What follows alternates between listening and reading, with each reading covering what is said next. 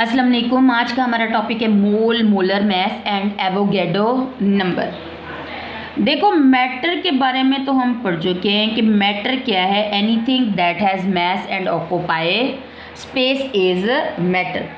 फिर हम ये भी पढ़ चुके हैं कि मैटर हमारे पास दो तरह का होता है, प्योर मैटर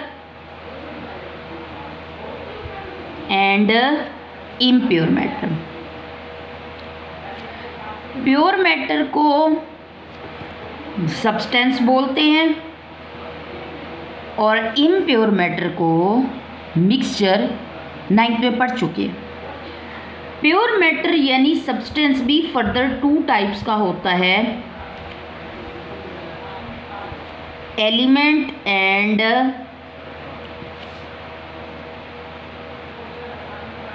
कंपाउंड। इस यहाँ हम इम्प्योर मैटर यानी मिक्सचर को डिस्कस नहीं करने लगे। उसके बाद एलिमेंट 118 एलिमेंट्स अभी तक डिस्कवर हो चुके हैं। एलिमेंट्स को भी उनकी एंटाइटीज, इंडिपेंडेंट एंटाइटीज की बेसिस पे हम फर्दर 3 कैटेगरीज में डिवाइड करेंगे।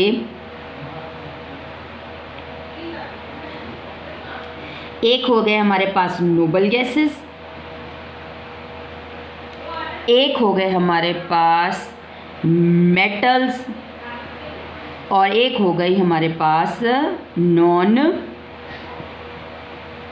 मेटल्स। तो हमारे पास पीरियोडिक टेबल में नोबल गैसेस हैं, मेटल्स हैं, नॉन मेटल्स हैं, वैसे तो मेटलॉइड्स भी हैं।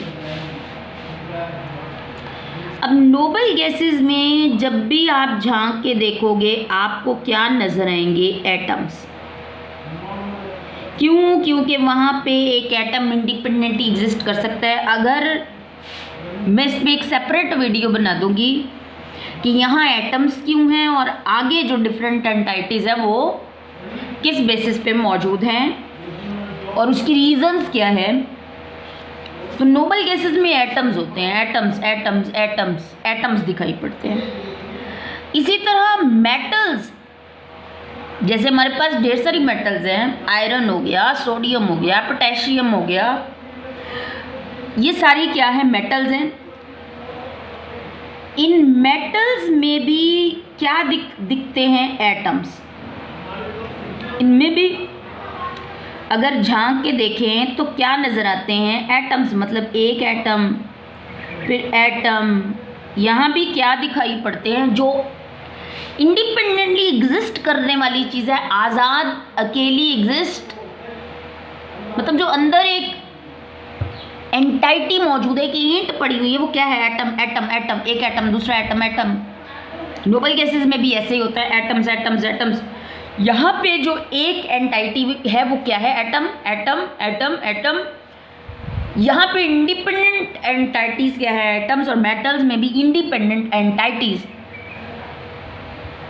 क्या है? एटम्स। एटम है, एटम है, एटम, एटम्स मौजूद है, इन्हीं को काउंट करेंगे। जबकि नॉन मेटल्स में क्या मौजूद हैं? मॉलिक्यूल्स।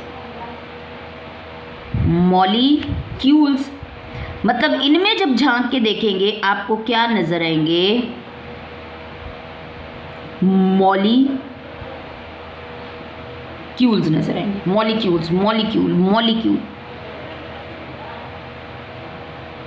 और यहाँ एटम्स क्यों हैं? यहाँ एटम्स क्यों हैं? यहाँ मॉलिक्यूल्स क्यों हैं? इस पर मैं एक सेपरेट वीडियो बनाऊंगी। और कंपाउंड्स भी हम पढ़ चुके हैं कि 2 तरह के होते हैं। एक होते हैं आयनिक कंपाउंड्स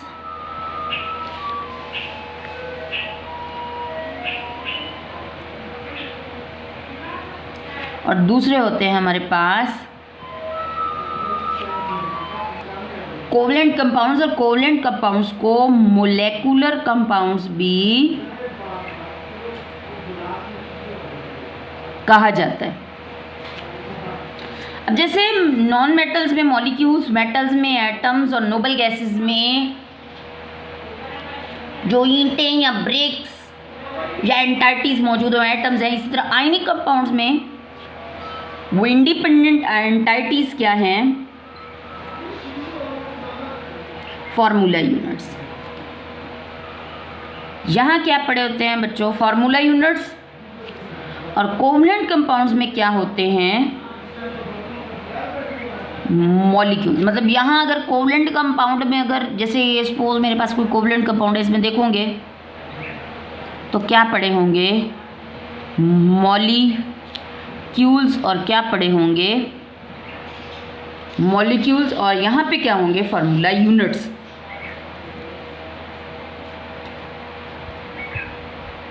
नोबल गैसेस की बहुत सारी एग्जांपल्स हैं,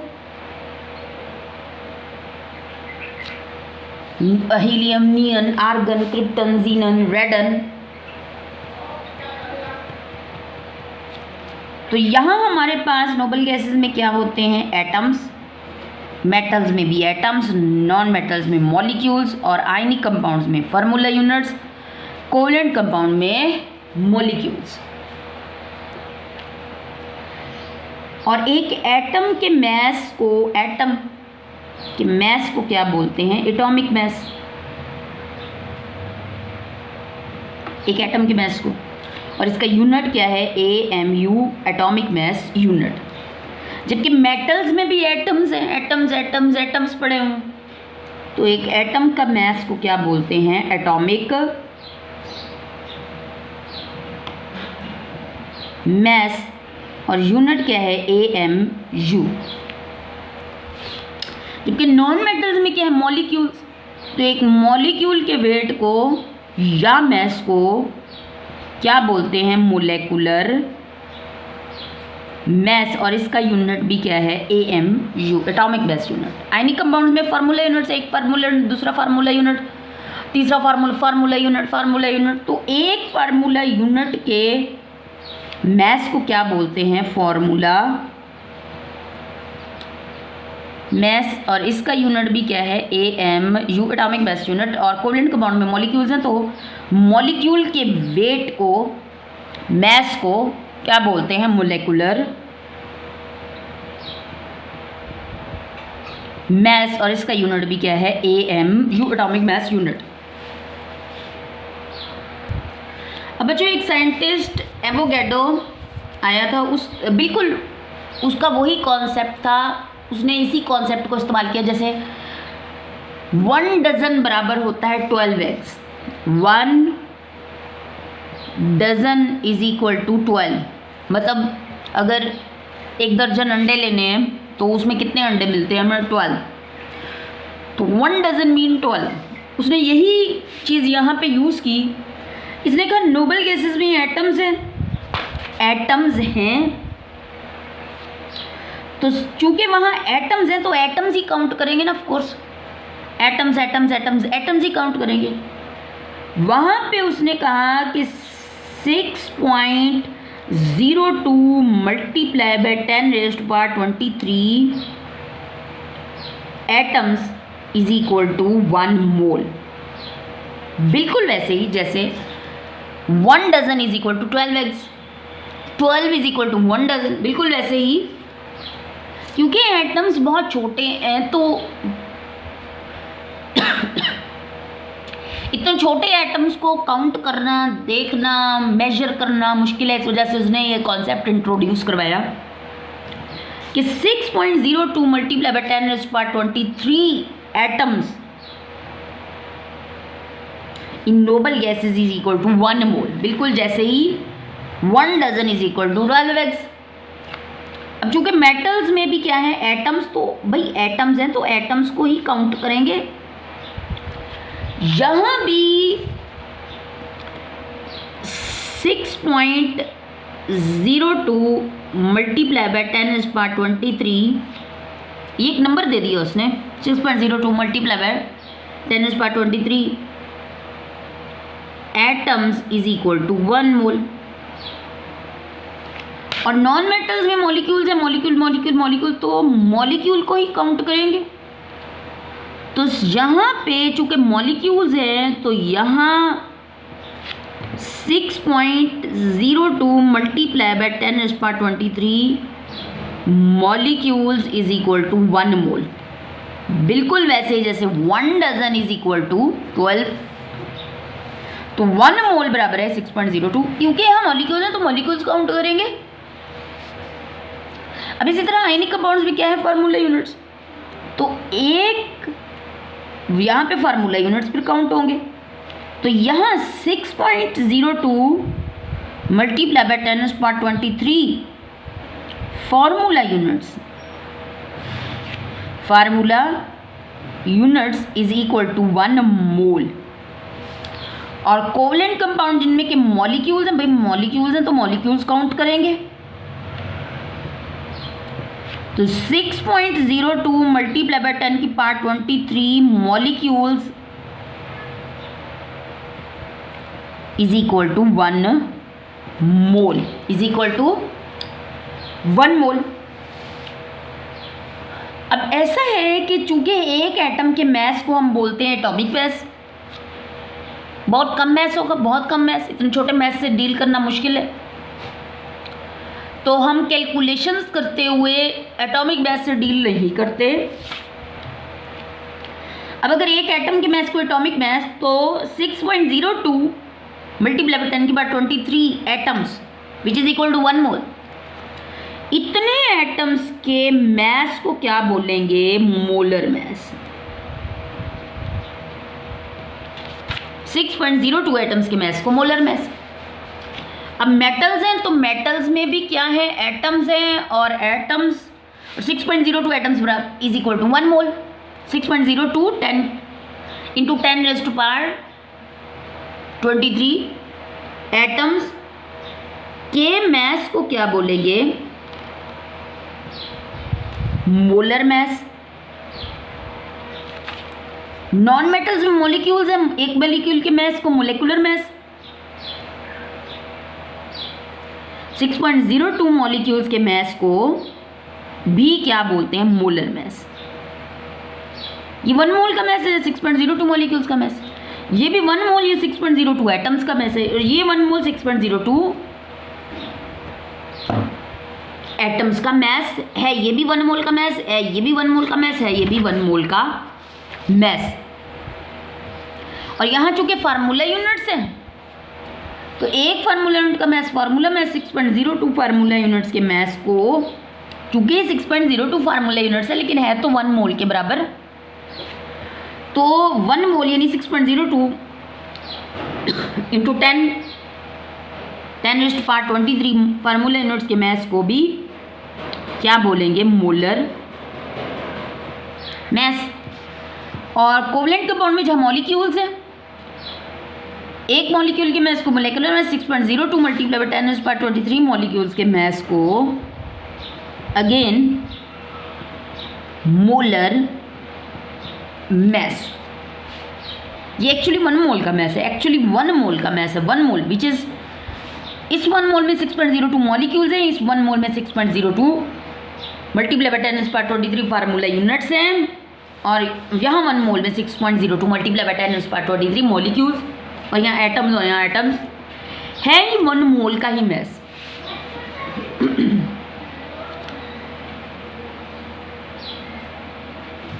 अच्छा, यहाँ हम एक और चीज़ ऐड कर लेते हैं। Atomic mass is the mess of 1 atom. हम यहाँ लिख लेते हैं, atomic mass is the mess of 1 atom. यहाँ भी ऐसे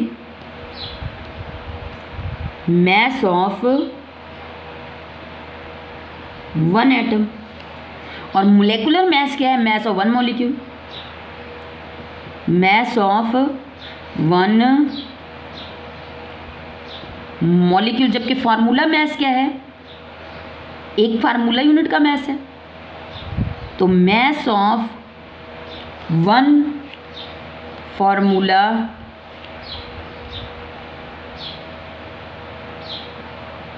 यूनिट। जबकि अगेन यहाँ मोलेकुलर मैस क्या है, मैस ऑफ 1 मॉलिक्यूल, तो लिख देंगे मैस ऑफ 1 मॉलिक्यूल। यहाँ हम एक और चीज़ देखेंगे, वो क्या? देखो, अगर कोई आपसे पूछे कि 1 मोल क्या है, तो आप बोलोगे 1 mole is equal to 6.02 multiply by 10⁻23 atoms in case of noble gases. आप पूरा बताओगे कि 1 मोल क्या है। 1 mole is equal to 6.02 into 10⁻23 atoms in case of metals. 1 mole is equal to 6.02 multiply by 10⁻23 molecules in case of non metals. पूरा बताओगे।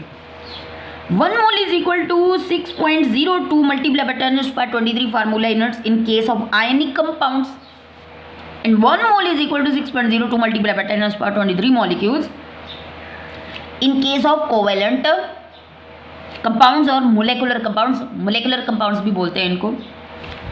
अब ये 1 mole का डेफिनेशन है।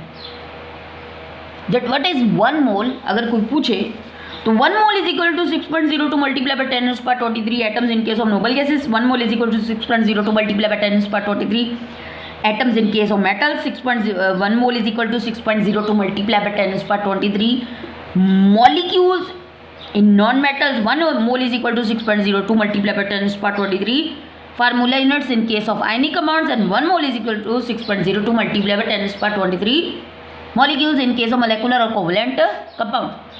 अब इतनी बड़ी तमहीद बांधने की बजाय उसने एक और चीज़ बोली कि आप एक काम करो, आप कहो कि 1 मोल इज इक्वल टू, आप कहो कि 1 mole is equal to 6.02 multiply by 10⁻23 particles. आप कलेक्टिवली इन सबको एक नाम दे दो, that 1 mole is equal to 6.02 multiply by 10⁻23 particles. अब यहाँ ये जो लफ्ज़ पार्टिकल्स है, ये क्या क्या इंडिकेट कर रहा है?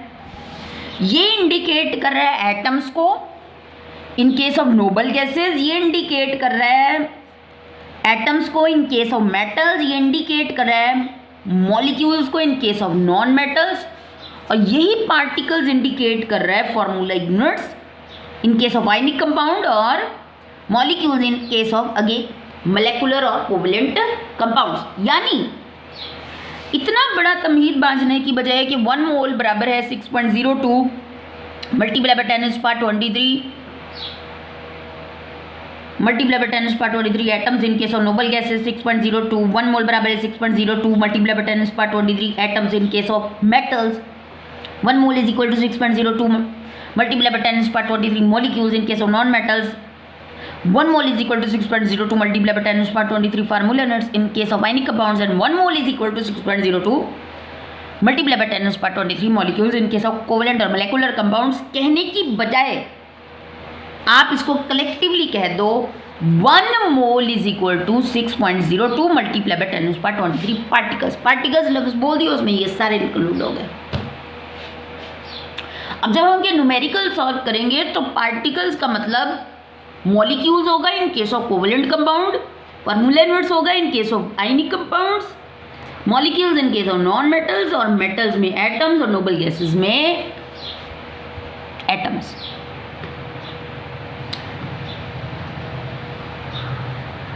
इन शॉर्ट अगर हम कहें कि व्हाट इज 1 मोल, तो 1 मोल क्या है? 1 मोल इतना अमाउंट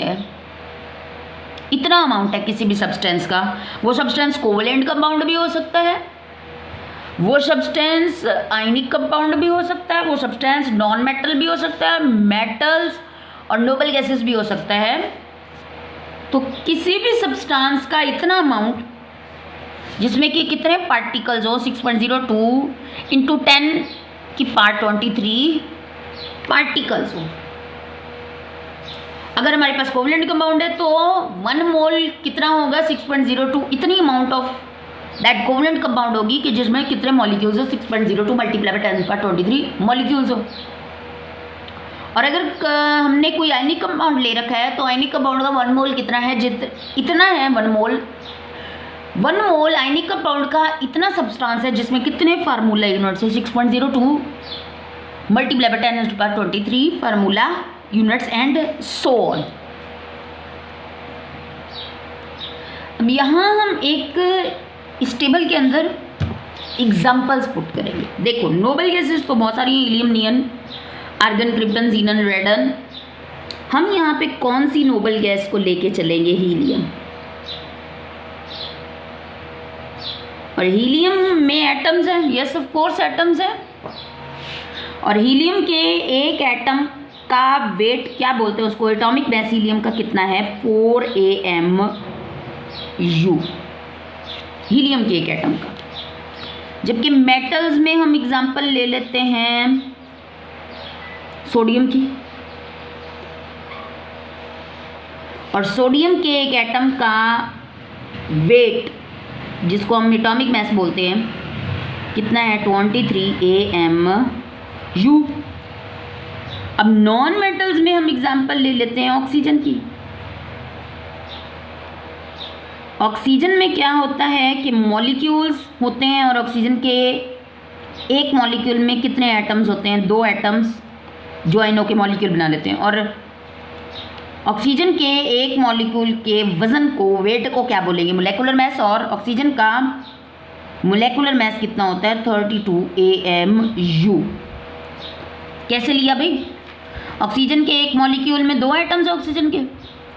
अगर मॉलिक्यूल का वेट निकालना है तो उसमें जितने भी एटम्स हैं उनके एटॉमिक मासेस को प्लस कर लो।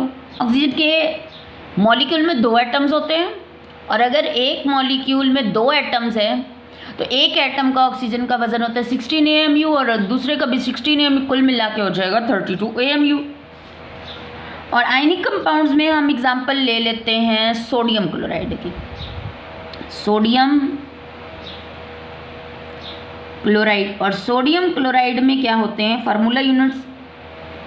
सोडियम क्लोराइड के एक फार्मूला यूनिट का फार्मूला क्या है? NaCl, जिसमें एक सोडियम और एक क्लोरीन होता है। अब अगर सोडियम क्लोराइड के एक फार्मूला यूनिट का फार्मूला मास निकालना है तो उसमें जितने भी एटम्स हैं उनके एटॉमिक मासेस को प्लस कर लो। सोडियम के एटम का वेट कितना होता है? 23, और क्लोरीन का होता है 35.5 AMU। तो ये हो जाएगा 58.5 AMU। तो सोडियम के एक फार्मूला यूनिट का मास कितना होगा, यानी फार्मूला मास कितना होगा? 58.5 AMU। और अगर हम कोवलेंट कंपाउंड में कौन सा कोवलेंट कंपाउंड ले लें? हम वाटर की एग्जांपल ले लें। वाटर में क्या होंगे? मॉलिक्यूल्स, और वाटर के एक मॉलिक्यूल का फार्मूला क्या है? H2। इसमें 2 हाइड्रोजन, एक ऑक्सीजन एटम है। अब 2 हाइड्रोजन है तो हाइड्रोजन के एक एटम का मास होता है 1 AMU, तो 2 हाइड्रोजन के एटम का मास 2 AMU, और ऑक्सीजन के एक एटम का मास 16, तो ये हो जाएगा हमारे पास 18 AMU। एक मॉलिक्यूल का मास हो जाएगा। तो कोवलेंट कंपाउंड वाटर का मोलेकुलर मास क्या होता है? मोलेकुलर मास ऑफ 1 मॉलिक्यूल कितना है? 18 AMU। अब हम देखते हैं कि हीलियम का एटॉमिक मास तो 4 AMU है। इसका मोलर मास क्या होगा? मोलर मास ऑफ 1 मोल। आप सिंपली 4 के आगे लिख लो ग्राम, AMU हटा के ग्राम। मैं बताती हूँ ये कैसे आया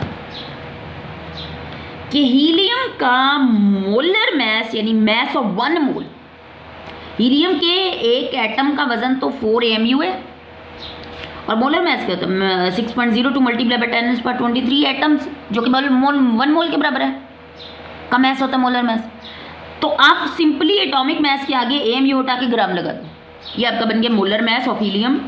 हीलियम का मोलर मास कितना है? 4 ग्राम, और मोलर मास क्या होता है? 6.02 मल्टीप्लाई बाय 10⁻23 एटम्स का मास। मतलब हीलियम के 6.02 मल्टीप्लाई बाय 10⁻23 एटम्स का, यानी 1 मोल हीलियम एटम्स का मास कितना है?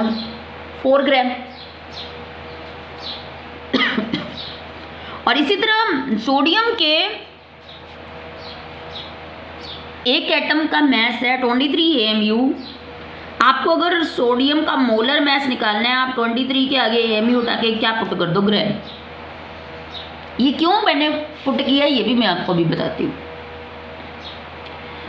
ये ही सोडियम का मोलर मैस है। मोलर मैस क्या है? सोडियम के 6.02 मल्टीप्लाई बाय 10⁻23 एटम्स का मैस है ये।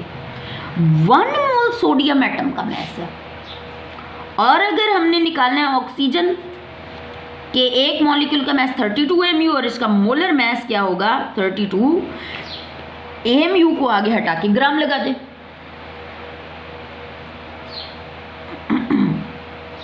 इसी तरह सोडियम क्लोराइड के एक फार्मूला यूनिट का मैस है 58.5 AMU। आप सिंपली 58.5 के आगे AMU की बजाय क्या लगा दो? ग्राम। ये इसका मोलर मैस बन गया 6.02 मॉलिक्यूल्स का मैस। और वाटर के एक मॉलिक्यूल का मैस है 18 AMU और वाटर के 6.02 मल्टीप्लाई बाय 10⁻23 मॉलिक्यूल्स जो कि 1 मोल के बराबर है। 1 मोल मॉलिक्यूल्स भी बोल सकते हो आप इसको। कितना होगा? आगे जस्ट पुट कर दो ग्राम। अब ये कैसे आया ये मैं आपको बताती हूँ। देखो साइंटिस्ट कहते हैं कि आप मान के चलो कि 6.02 multiply by 10⁻23 is equal to 1 gram. 6.02 multiply by 10⁻23 is equal to 1 gram मान के चलो। अब देखो मैं आपको बताती हूँ कि मैंने AMU हटा के ग्राम क्यों लगाया और मोलर मैस कैसे बना। देखो 6.02 multiply by 10⁻23 is equal to 1 gram, ये लेके चलेंगे हम। देखो मुझे एक बात बताओ, हीलियम के एक एटम का वेट है 4 AMU और हीलियम का मोलर मैस हमने निकालना है। तो हीलियम का मोलर मैस का मतलब है हीलियम के 6.02 मल्टीप्लाई बाय 10⁻23 एटम्स का मैस। हीलियम के एक एटम का मैस है 4 AMU और हमने निकालना है हीलियम का मोलर मैस यानी 6.02 मल्टीप्लाई बाय 10⁻23 एटम्स का मैस। अब असूलन होना, देखो अगर मेरे पास एक बॉक्स है या यूं कह लो एक कोई थैला है जिसमें 10 ईंटें पड़ी हैं और मैं आपको कह दूं कि हर ईंट का वज़न 1 kg है, तो आप इस थैले में 10 ईंटें हैं और एक ईंट का वज़न 1 kg है। आप टोटल इस थैले में मौजूद ईंटों का टोटल वज़न निकालो तो आप क्या करोगे? आप कहोगे कि एक ईंट का वज़न 1 किलोग्राम है तो 10 ईंटों का वज़न होगा 10 किलोग्राम। पूरे इस थैले का वज़न होगा 10 किलोग्राम। यानी आपने क्या किया, उसमें जो एक ईंट का जितना भी वज़न था उसको टोटल जितनी भी ईंटें थी उनसे मल्टीप्लाई कर दिया। ब्रिक्स थी 10 ब्रिक्स थी, 10 से मल्टीप्लाई कर दिया। अब यहाँ भी होना ये चाहिए था कि हीलियम के एक एटम का वज़न 4 AMU हो तो हमने हीलियम के इतने एटम्स का वज़न निकालना है तो होना ये चाहिए था कि 4 को मल्टीप्लाई कर देना चाहिए था 6.02 मल्टीप्लाई बाय 10⁻23 से मल्टीप्लाई करके इतने सारे एटम्स का वज़न आ जाता। करना ये चाहिए था। देखो हीलियम के एक एटम का वेट है 4 AMU और हमें हीलियम के 6.02 मल्टीप्लाई बाय 10⁻23 एटम्स का वेट निकालना है तो असूलन होना ये चाहिए था कि 4 को इस 6.02 से मल्टीप्लाई कर देना चाहिए था। लेकिन अब हम ऐसे ही करेंगे। देखो हीलियम के एक एटम का वेट कितना है? 4 AMU और हमें हीलियम के इतने सारे एटम्स जो कि 1 मोल के बराबर है का मैस, मोलर मैस कहलाता है, वही तो निकालना है। तो असूलन होना ये चाहिए कि इसको मल्टीप्लाई कर दे 6.02 मल्टीप्लाई बाय 10⁻23 से मल्टीप्लाई कर दे। बिल्कुल वैसे ही जैसे आपने थैले में मौजूद 10 ब्रिक्स हैं और एक ब्रिक का वज़न कितना है? 1 किलोग्राम। तो 10 को 1 से मल्टीप्लाई कर दिया। लेकिन हम मान के चलेंगे कि 6.02 बराबर है 1 ग्राम के। 1 ग्राम के तो 6.02 को हम मान के चलेंगे 1 ग्राम और 4 AMU से इसको मल्टीप्लाई करेंगे। देखो 4 AMU को मल्टीप्लाई करना था 6.02 मल्टीप्लाई बाय 10⁻23 से, तो हमारे पास इतने सारे हीलियम के एटम्स का वेट आ जाएगा। लेकिन हम 6.02 को मान के चलेंगे 1 ग्राम। अब 4 जब 1 से मल्टीप्लाई होगा तो 4 1 द 4 ग्राम। इस तरह हमारे पास आया वेट कितना आया 4 ग्राम। अब सोडियम के एक एटम का वेट कितना 23 mu। अब सोडियम के एक एटम का वेट है 23 mu और हमें सोडियम का मोलर मास निकालना है। तो सोडियम का मोलर मास कैसे निकालना है, 23 को मल्टीप्लाई कर देना है 6.02 मल्टीप्लाई 10⁻23 एटम से। ऐसे ही है ना कि सोडियम के एक एटम का वेट है 23 mu और सोडियम के इतने एटम्स का वजन निकालना है। तो 23 को आप 6.02 से मल्टीप्लाई कर दोगे तो हमारे पास 23 ग्राम आएगा। तो हमारे पास सोडियम के एक एटम का वजन है 23 AMU और हमें निकालना है सोडियम के 6.02 मल्टीप्लाई बाय 10⁻23 एटम्स का वजन। तो इसको मल्टीप्लाई कर देंगे 6.02 से। लेकिन हम 6.02 को हमेशा मान के चलेंगे 1 ग्राम के इक्वल और जब मल्टीप्लाई करेंगे तो 23 × 1 23 ग्राम हमारे पास क्या आ जाएगा वेट। और अगर हम आगे चलें, आगे भी ऐसे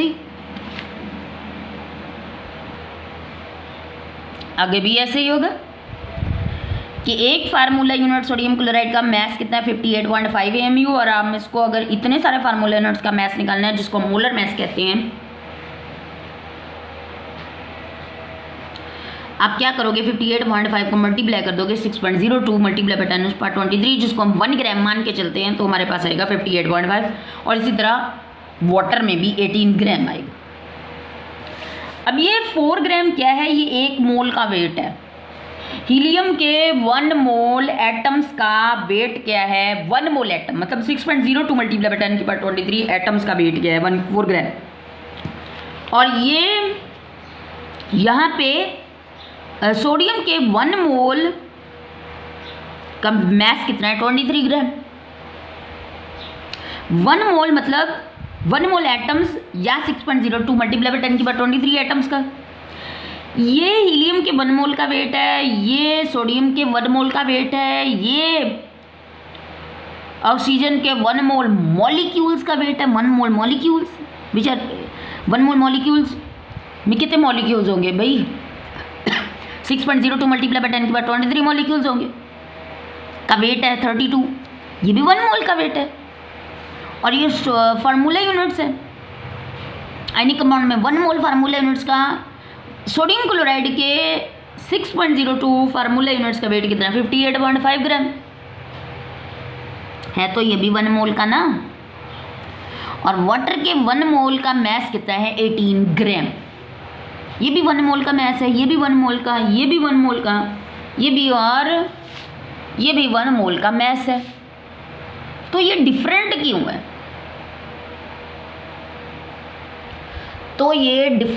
है,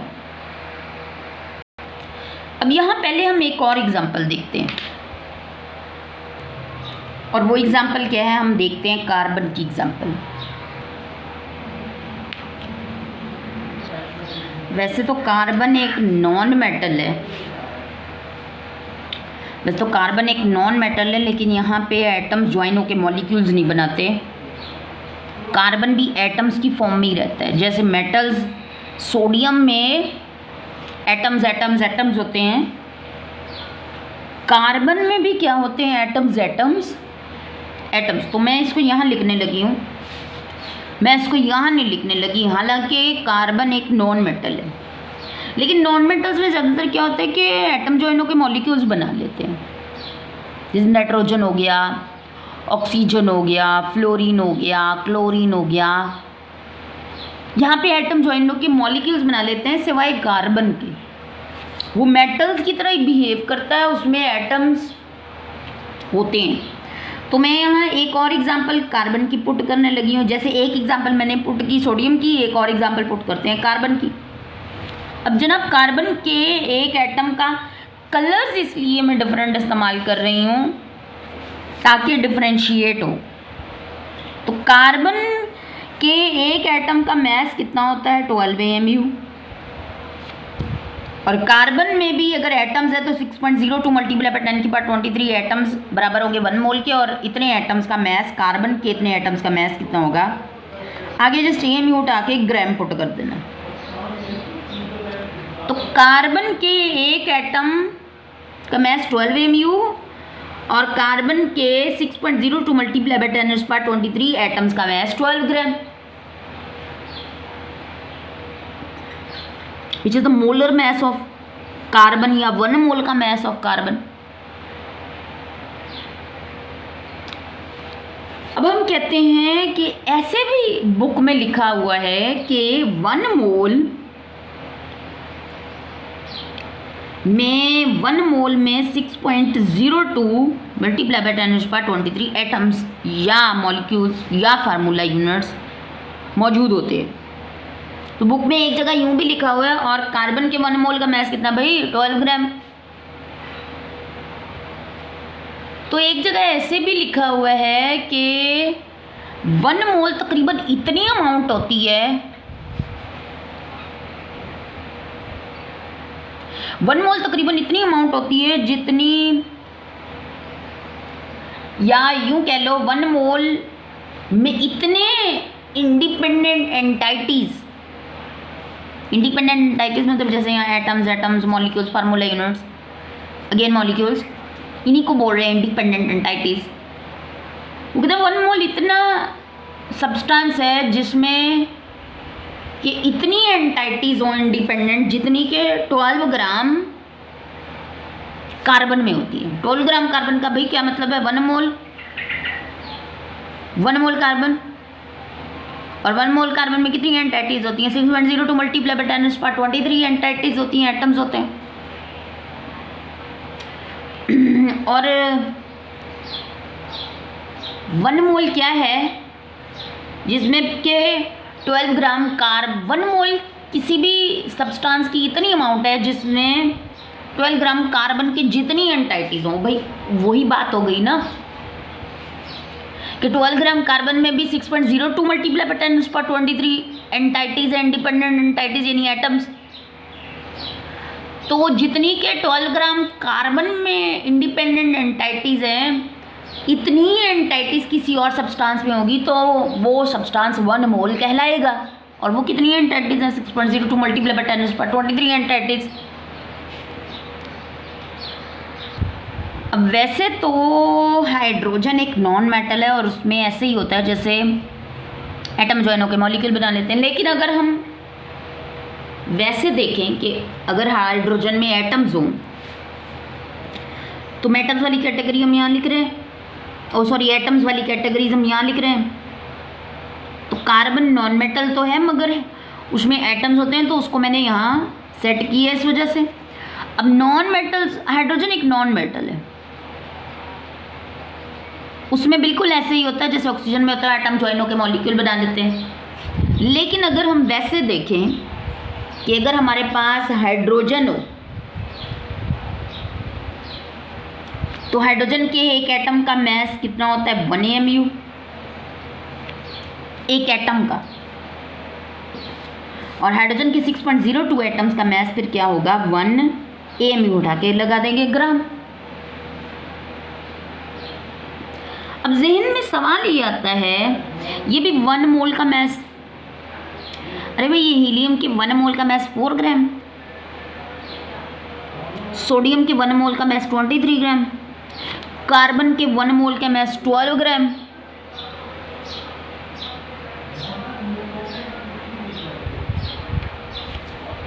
ऑक्सीजन के 1 मोल का मास 32 ग्राम, सोडियम क्लोराइड के 1 मोल का मास 58.5 ग्राम,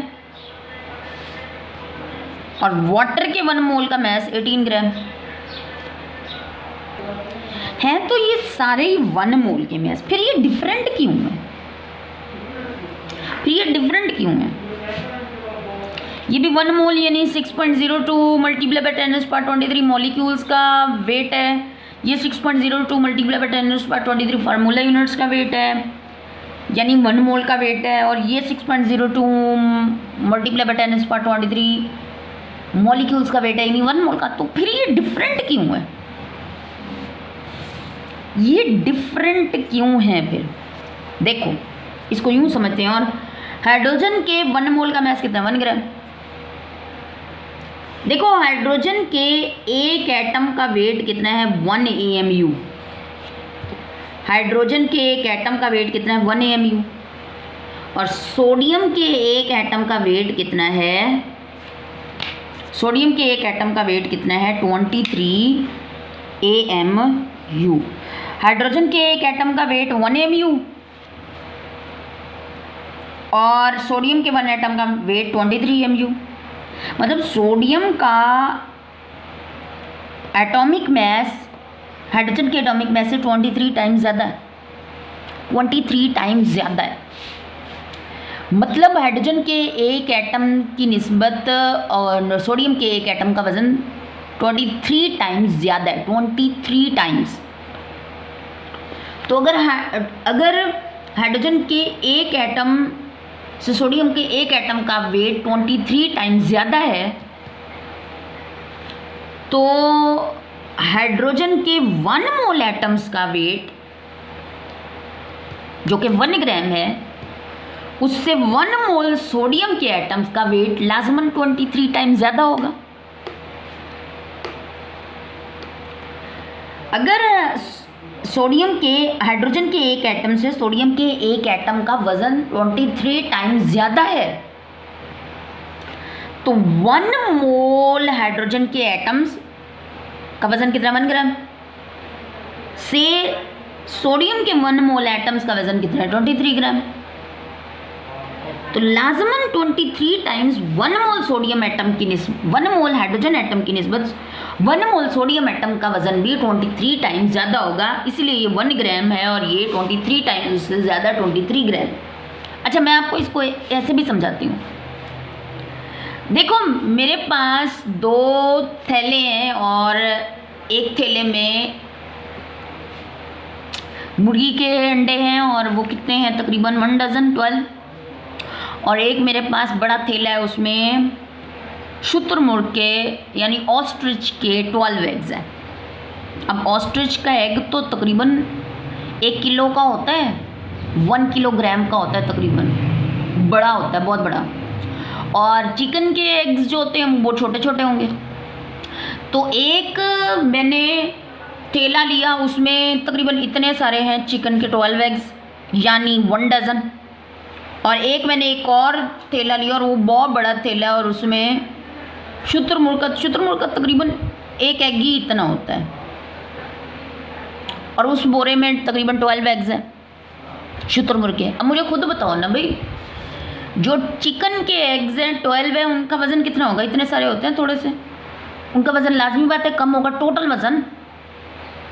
और शुतुरमुर्ग के 12 एग्स का वज़न कितना ज़्यादा होगा? ज़्यादा होगा, ऑफकोर्स ज़्यादा होगा। यहाँ भी ऐसे ही है, शुतुरमुर्ग के 12 एग्स यानी 1 डजन का वेट ज़्यादा होगा और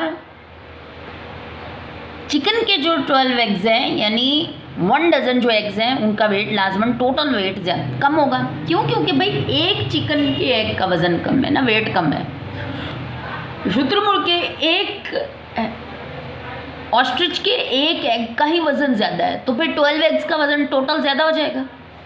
यहाँ भी ऐसे ही है कि हाइड्रोजन के एक एटम का वज़न कम है, तो हाइड्रोजन के 6.02 एटम्स का वज़न भी कम होगा।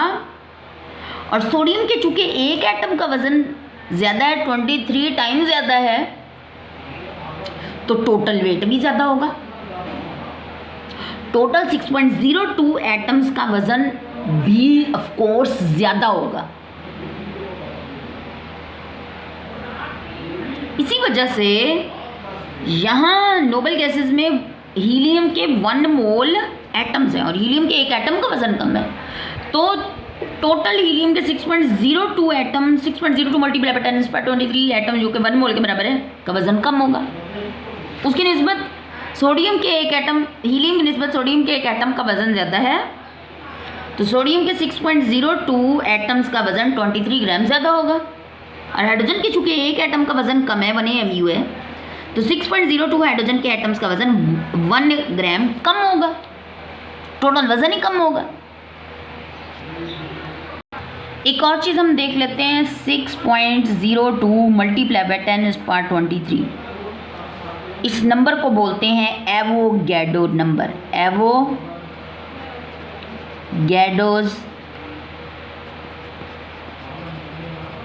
नंबर। और ये कांस्टेंट क्वांटिटी है और इसकी एग्जैक्ट वैल्यू नहीं है, ये राउंड ऑफ वैल्यू है, लेकिन इसकी एग्जैक्ट वैल्यू क्या है, 6.021417 इन मल्टीप्लाई बाय 10⁻23 पर मोल। ये इसकी वैल्यू है पूरी, ये इसकी राउंड ऑफ वैल्यू है जो हम इस्तेमाल करते हैं नॉर्मली।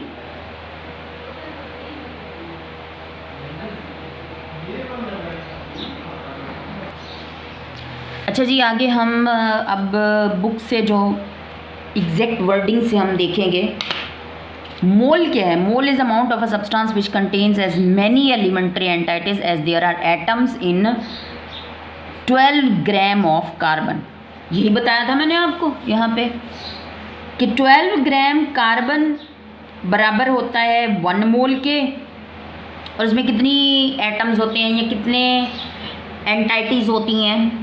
6.02 मल्टीप्लाई बाय 10⁻23 कार्बन के एटम्स होते हैं, और 12 ग्राम कार्बन में 6.02 एंटाइटीज हैं।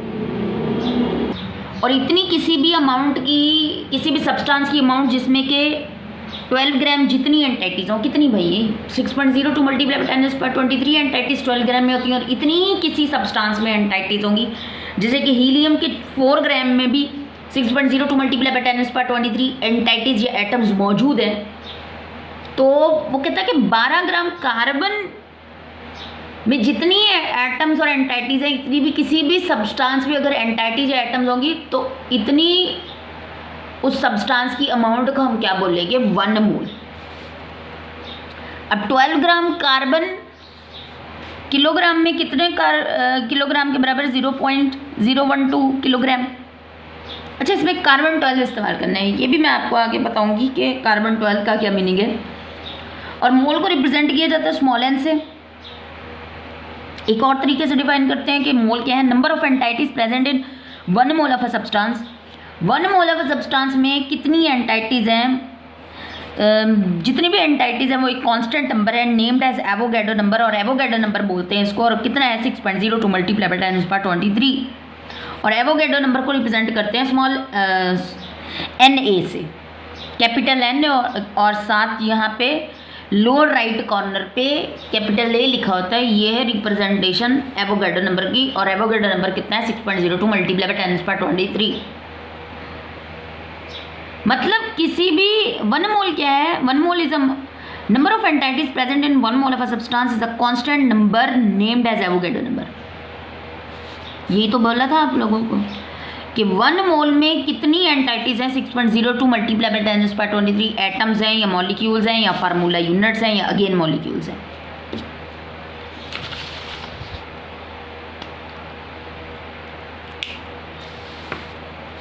और उसके बाद अब अगर हम आगे एग्जांपल्स देखें तो एग्जांपल्स सारी हमने पढ़ी हुई हैं। यहाँ 1 mole of carbon 12 contains how much?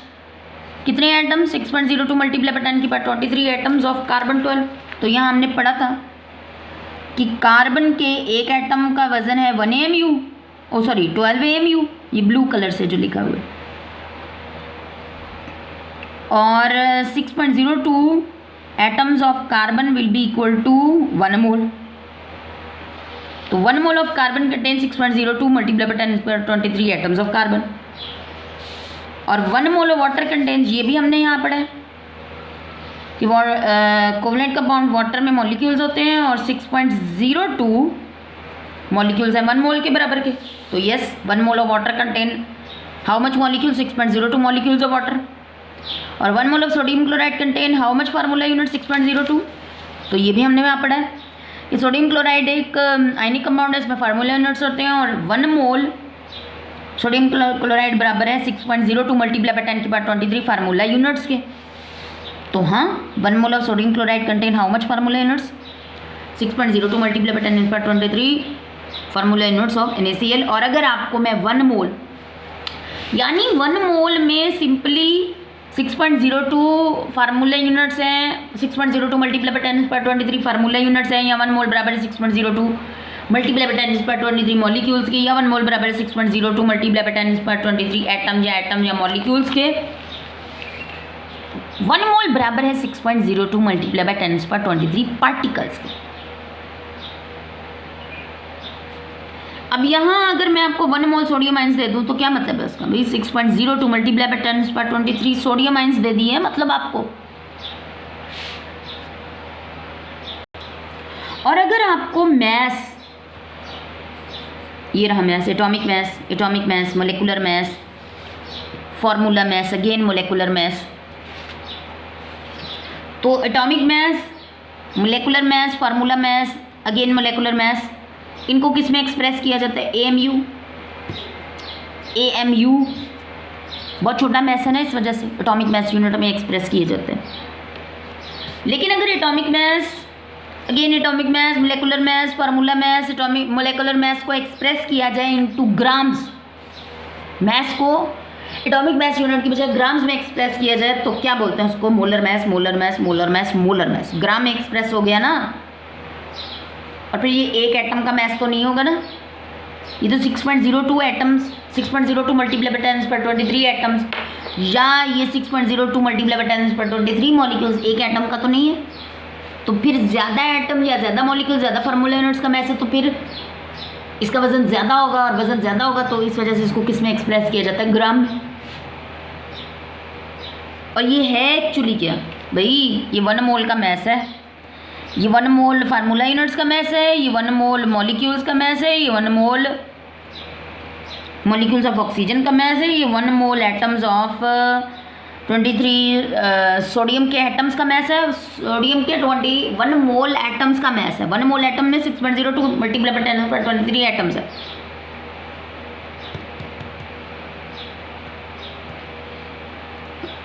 और ये मोलर मैस है क्या? 1 मोल का मैस भाई, 1 मोल का mass. So what is 1 mass? Molar mass of 1 mole. अब हम यहाँ कुछ और एग्जांपल्स देखेंगे। मोलर मैस क्या? Mass of 1 mole. Other examples, 1 mole of carbon atom is equal to 12 ग्राम।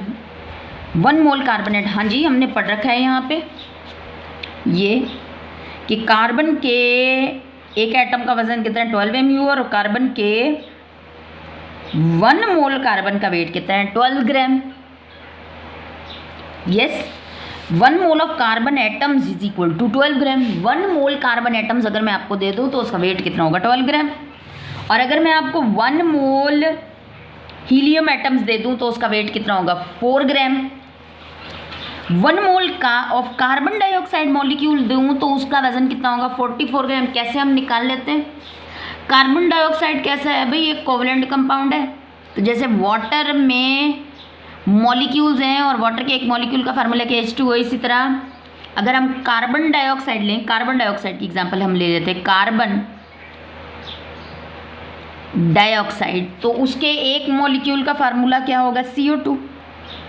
अब अगर उसके एक मॉलिक्यूल का फार्मूला CO2 है तो इसका एक मॉलिक्यूल का वजन निकालना है तो इसमें जितने भी एटम्स हैं के एटॉमिक मैसेज को प्लस कर लें। 12 है कार्बन का और ऑक्सीजन के एक एटम का 16 है, तो ऑक्सीजन के 2 एटम्स है ना, तो 32, और ये हो जाएगा 44 AMU।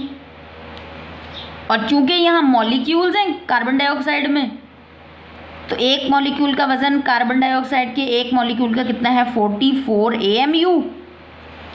और आप उसी 44 के आगे AMU उठा के क्या लगा दो? ग्राम लगा दो। क्यों? क्योंकि मॉलिक्यूल्स है ना इसमें। तो 6.02 मॉलिक्यूल्स बराबर होंगे 1 मोल के कार्बन डाइऑक्साइड के, और 1 मोल कार्बन डाइऑक्साइड का वेट कितना है? 44 ग्राम। तो ये यहीं पे 1 mole of calcium oxide, formula unit word आ गया तो इसका मतलब ये आयनिक कंपाउंड है, आयनिक कंपाउंड। तो हम यहाँ लिख लेते हैं कैल्शियम ऑक्साइड की एग्जाम्पल, अंदर लिख लेते हैं कैल्शियम ऑक्साइड। तो हम लिख लेते हैं कैल्शियम ऑक्साइड की एग्जाम्पल। और कैल्शियम ऑक्साइड के में क्या होंगे फार्मूला यूनिट्स, और कैल्शियम ऑक्साइड के एक फार्मूला यूनिट का फार्मूला क्या है CaO, और उसमें कैल्शियम का मास होता है 40 और ऑक्सीजन का होता है 16। तो ये तकरीबन हो जाएगा 56.1 भी है, तो 56 AMU ये किसका मैस है, कैल्शियम ऑक्साइड का। और 56 के आगे क्या लगा दो, ग्राम लगा दो, ये आपका हो जाएगा 6.02 फार्मूला यूनिट्स, यानी 1 मोल कैल्शियम ऑक्साइड का वेट आ जाएगा। 1 mole of calcium oxide formula units का वेट कितना है 56 और अगर मैं आपको दूं 1 मोल कार्बोनेट आयंस, तो भाई एक कार्बोनेट आयन का वजन कितना होगा 12 + 16 × 3, ऑक्सीजन के 3 एटम्स हैं, तो 12 प्लस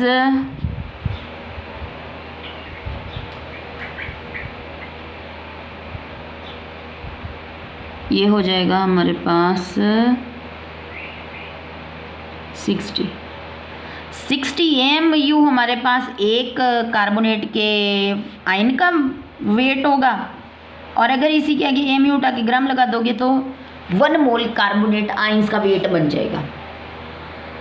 यहाँ पे हम एक और चीज़ भी देख लेते हैं, मोल्स निकालने का फार्मूला, नंबर ऑफ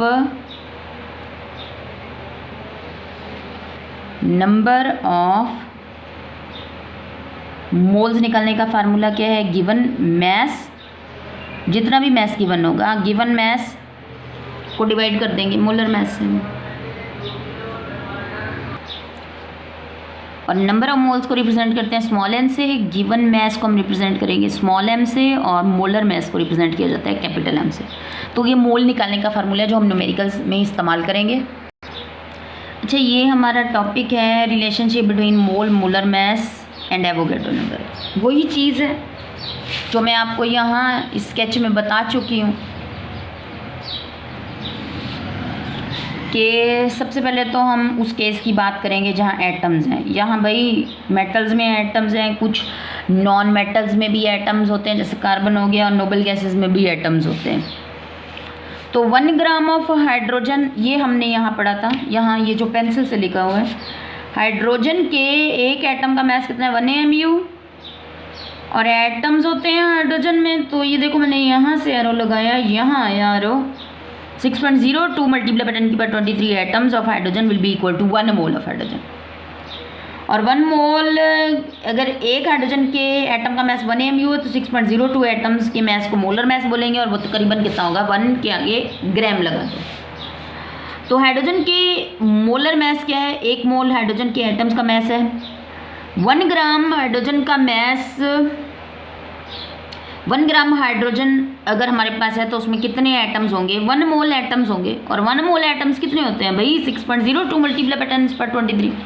यही चीज़ यहाँ पे लिखी हुई है कि 1 gram hydrogen means 1 mole of hydrogen, और इसमें कितने एटम्स होंगे 6.02 एटम्स ऑफ हाइड्रोजन। और अगर सोडियम का, ये पर्पल कलर में, सोडियम के 1 मोल का मास कितना है 23 ग्राम, और 1 मोल सोडियम में कितने एटम्स होते हैं भाई 26.02 मल्टीप्लाई बाय 10⁻23। तो 23 gram of sodium means 1 mole of sodium, और 1 मोल में कितने एटम्स होंगे 6.02 multiply by 10⁻23 atoms of sodium होंगे। इसी तरह यूरेनियम के एक एटम का मास है, 1 मोल यूरेनियम के एटम्स का मास है 238 ग्राम, और इसमें कितने हैं, ये कितने के बराबर है 1 मोल के बराबर, और इसमें कितने एटम्स हैं 6.02 मल्टीप्लाई बाय 10⁻23 यूरेनियम के एटम्स हैं। अब हमने एटम्स वाला केस इस टॉपिक में भी देख लिया। अब हम आगे देखते हैं कुछ examples. 18 gram of water, yes हमने यहाँ पढ़ा है 18 ग्राम ऑफ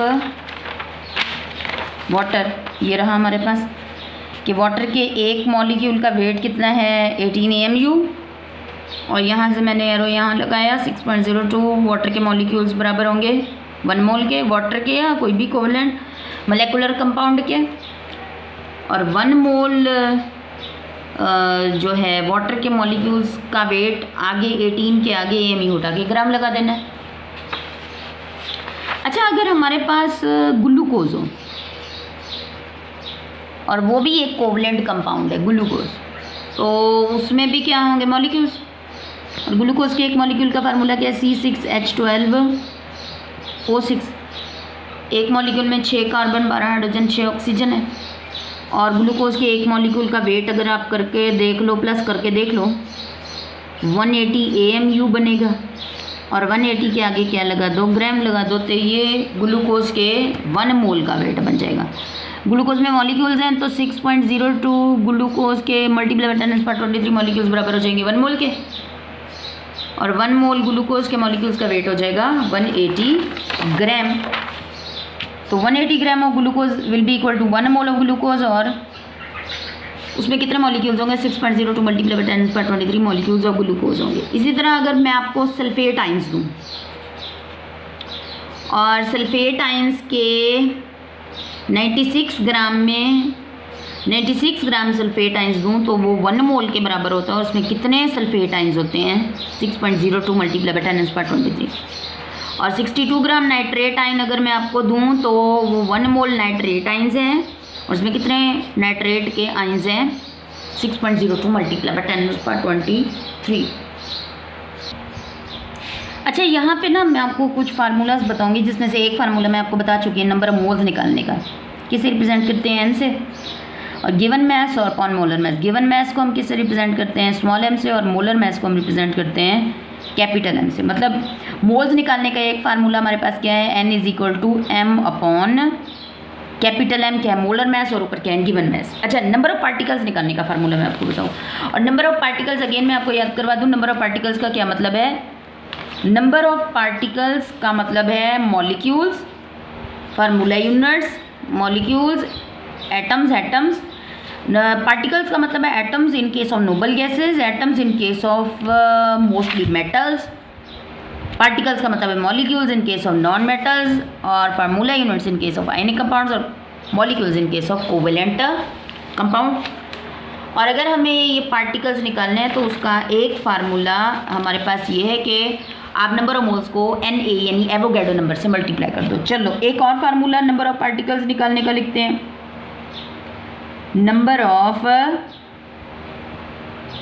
पार्टिकल्स, देखो नंबर ऑफ मोल्स का फार्मूला तो हमें पता है ना, given mass upon molar mass, तो यही लिख दें यहाँ पे, यही फार्मूला यहाँ पे पुट कर दें, गिवन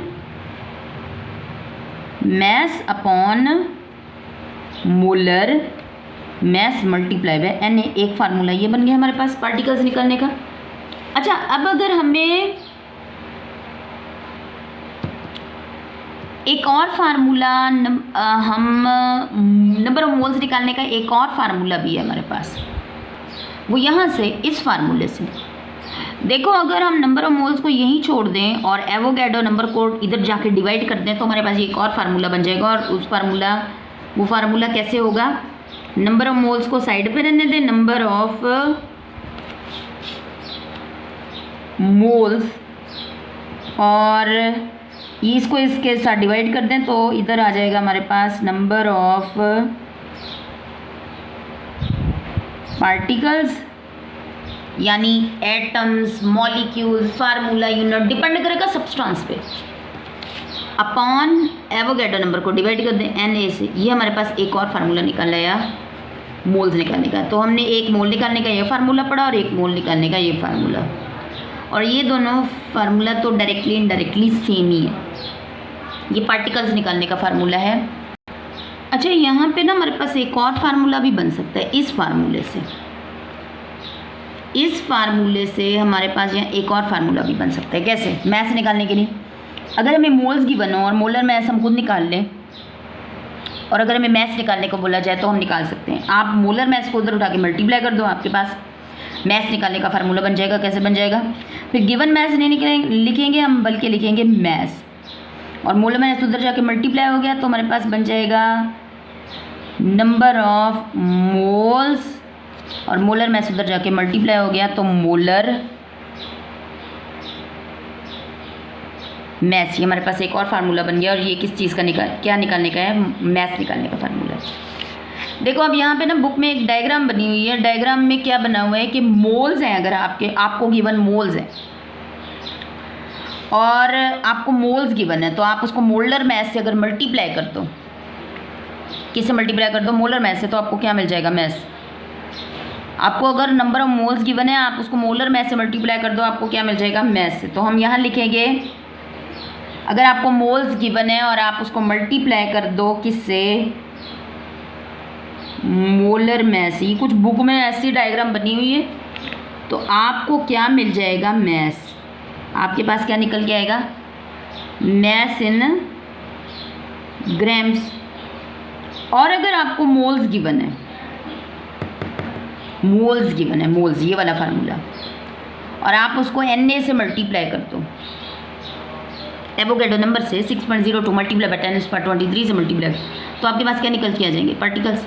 तो यहाँ हम लिखेंगे, अगर मोल्स गिवन है और उसको मल्टीप्लाई कर दें किससे भाई, Na से, विच इज़ एवोगैड्रो नंबर, तो हमारे पास क्या निकल के आएगा, number of particles, number of particles. ये कुछ बुक में ऐसी डायग्राम बनी हुई है। नेक्स्ट वीडियो में हम इसके न्यूमेरिकल्स करेंगे।